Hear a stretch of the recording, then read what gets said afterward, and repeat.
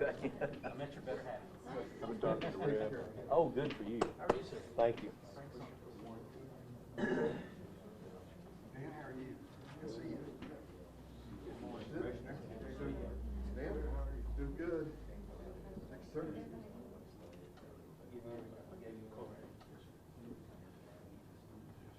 Good morning, sir. Sid Miller. Warren Cole. Warren?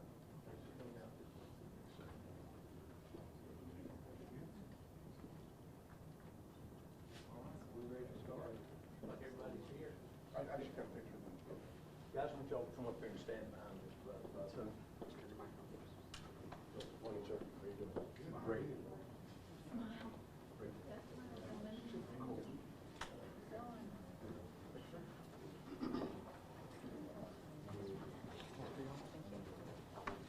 One up here, John.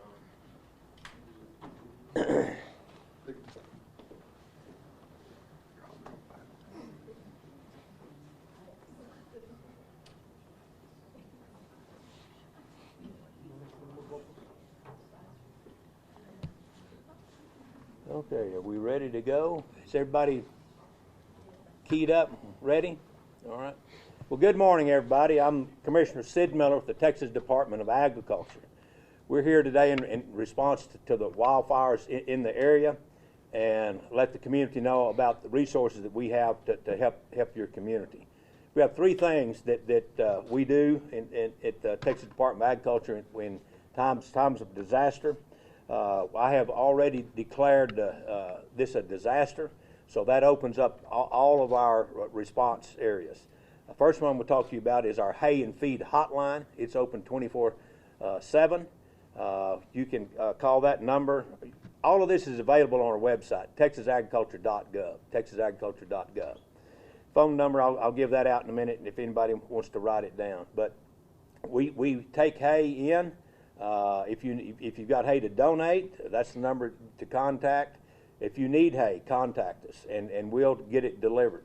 Right now, the need for hay in Texas is not much, but there's a tremendous need in Oklahoma.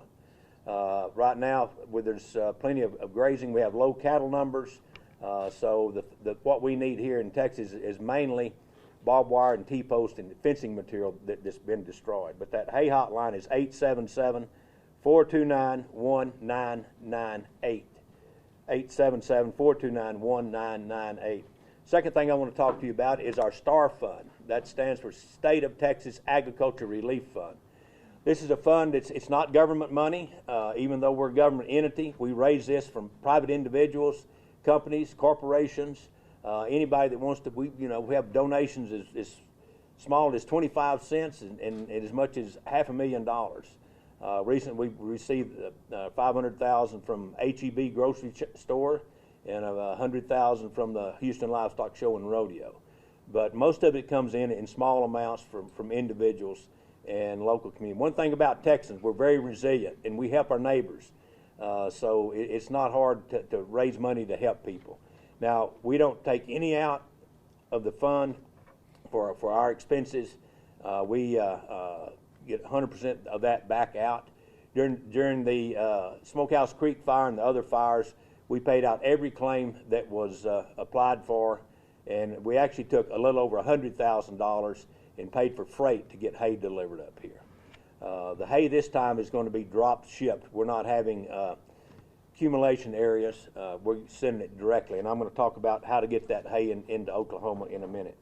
The other one is kind of a pet project of mine that I started 3 years ago. It's always bothered me that Texas and the rest of the nation, the highest rates of suicide are our veterans and our farmers. And there's a suicide hotline, but good luck getting a farmer to call that. And when they do, they really don't know how to help somebody in Turkey, Texas, because you're talking to somebody in New York or India, and they don't know what the resources are. They certainly don't know where to get mental help out here in rural Texas. So we started our own. It's called the Agri-Stress Helpline, and you can just put that in your phone and all the information will pop up. We've got some handouts. But the difference is our people are highly, highly trained to answer agricultural questions. You can call them and say, well, Mr. Miller, did you know that the USDA has an indemnity program that will help you pay for those cows that got burned up in the fire, or replace that fence that got washed away in the hill country, et cetera, et cetera. Or they'll tell them about the Star Fund at our department. So it's a great asset. We've had that up running 3 years, and it's hard to document, but we absolutely can say that we've saved 300 lives. And this hotline will also get them help, local mental help.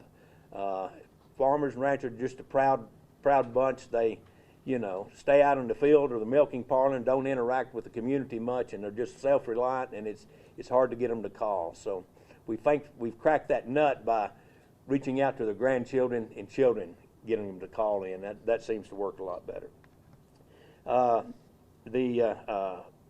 So that's it. The Hay Hotline, the Star Fund, and the Agri-Stress Network. I want to talk a little bit about how to get hay into Oklahoma.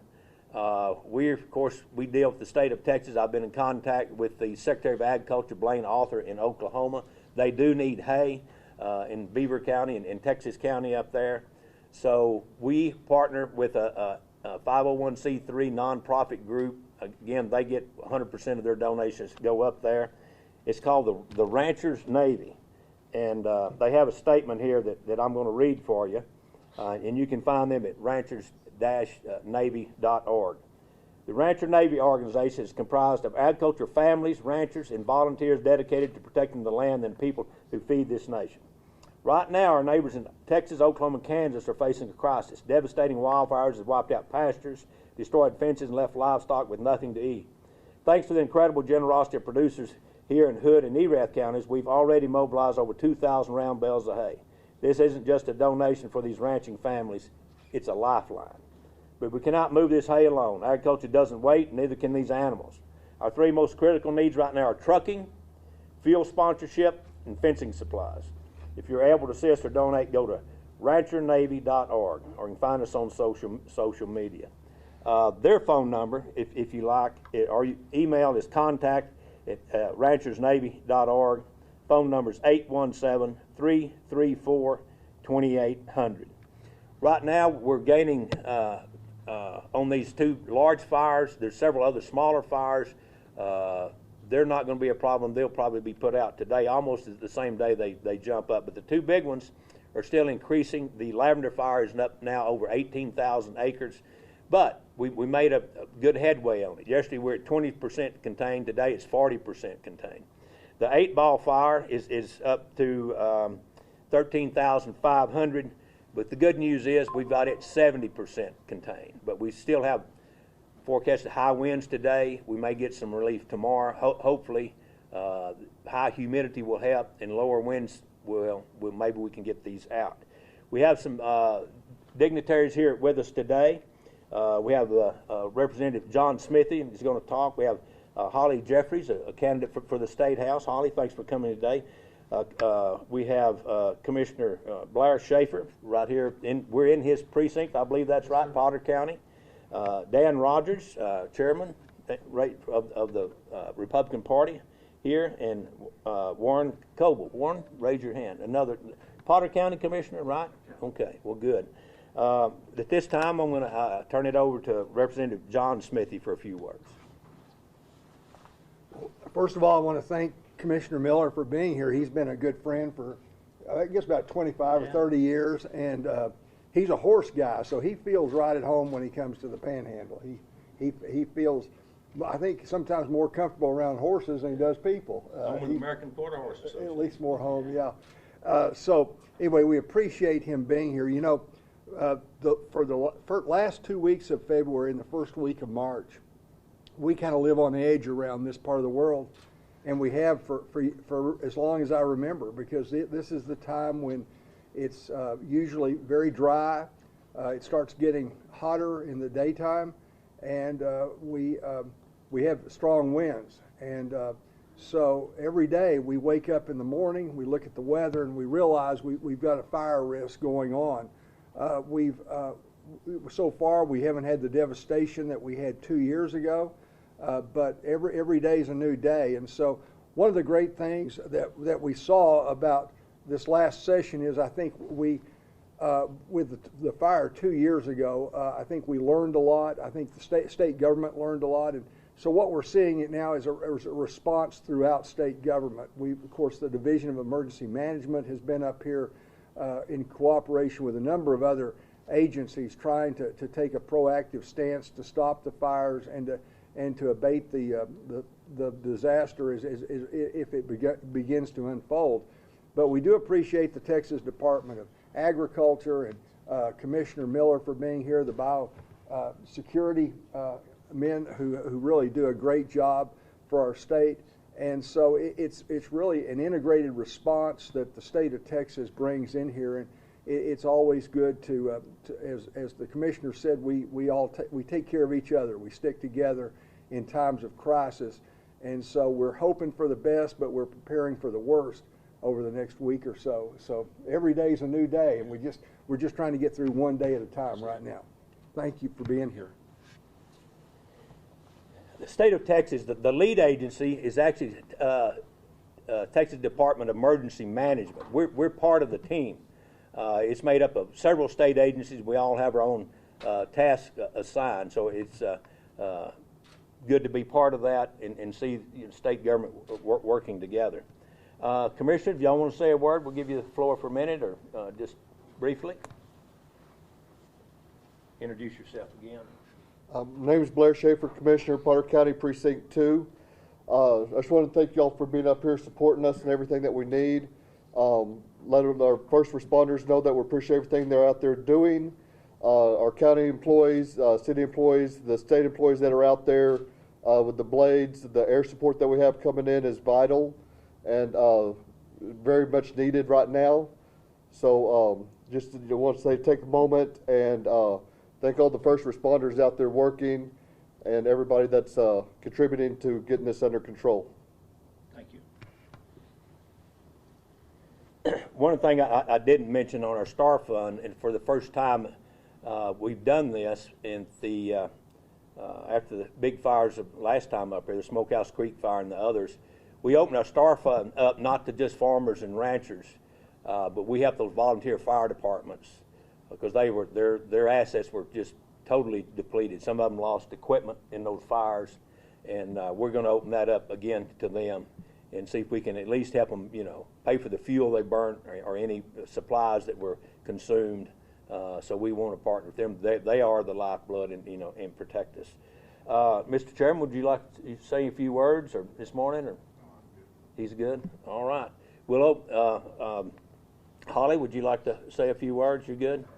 Holly deals with this a lot. She's a nurse practitioner, and she relates real well to our agri-stress helpline.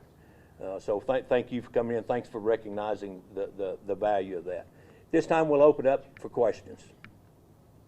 Do y'all have any idea how many cattle have been affected? So far, we have not had any reports. No, we don't have all the figures in yet. We've lost lots of structures, but no livestock and no human life, at least not in Texas. I'm sure we've lost quite a few in Oklahoma, but those numbers haven't come in yet. Do you know how much has been donated to the funds yet? We don't have that. I can tell you that in my tenure, we've paid out $1,700,000 out of that fund. It's hard to say because we still have money coming in for the floods in the hill country. We still have some applications to process there that came in late. But I'll tell you this: we have an adequate amount in the fund right now, so its fund's pretty healthy. Yes. Do we know how many total acres have been burned yet? Well, there's 18,423 in the Lavender Fire as of yesterday, and 13,500. So if you can add that together, that'll. But that doesn't have the smaller ones. There's some 30-acre fires and some 50-acre fires. So I have not added that up. And the reason I haven't, it's a rolling number. Every hour it changes. So hopefully it doesn't get any bigger, and we can start reversing that trend. But right now these fires are still growing. Both of those big fires grew by 2,000, 3,000, 4,000 acres yesterday. Yeah. Anything else? All right. Well, we'll stay around. I know some of you want some individual interviews. We'll get those taken care of. God bless you. Thank you for helping us get the word out to your community about these services that are available to them. Thank you.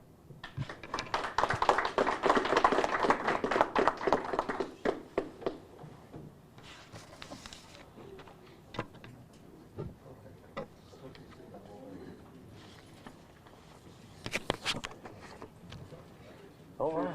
Good to see you, man. You bet. Appreciate you being here.